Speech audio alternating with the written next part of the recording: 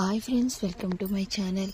అహల్య అయితే రూమ్లో ఉండి కంగారు పడిపోతూ ఉంటుంది. ఇక అప్పుడే అక్కడికి గౌతమ్ వస్తాడు. ఇక గౌతమ్ వచ్చిన వెంటనే, ఏవండి, నిన్న కంగారులో నేను ఒక పిచ్చి పని చేశానండి అని అహల్య కంగారు పడిపోతూ ఉంటుంది.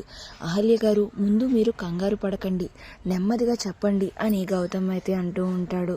నిన్న మీరు ఎంత కన్విన్స్ చేసినా అదితి కన్విన్స్ అవ్వట్లేదు అని, తనకి నిజం తెలిస్తే పెళ్ళి ఆగిపోతుంది కదా అని ఇంద్రగారి గురించి నేను మొత్తం ఒక లెటర్లో రాసి అదితి రూమ్లో పెట్టానండి అని అహల్య గౌతమ్తో చెప్తూ ఉంటుంది. ఇక ఆ మాటలు వినగానే ఒక్కసారిగా గౌతమ్ షాక్ అయిపోయి అలా ఉండిపోతాడు.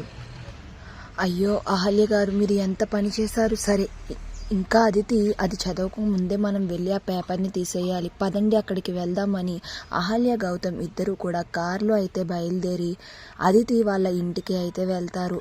ఇక వెళ్ళి అదితి రూమ్కి అయితే వెళ్ళడానికి వెళ్తూ ఉంటారు. ఇక రూమ్లో అదితి అయితే తన రూమ్లోకి వచ్చి అక్కడ ఉన్న బుక్ సెల్ఫ్లో ఉన్న ఒక బుక్ని అయితే తీసుకొని చదువుతూ ల్యాప్టాప్లో వర్క్ చేసుకుంటూ ఉంటుంది.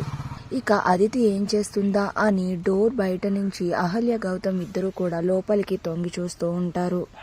ఇక లెటర్ అయితే చదవలేదని తెలుస్తుంది, ఎందుకంటే ఆ లెటర్ అక్కడే కనిపిస్తూ ఉంటుంది.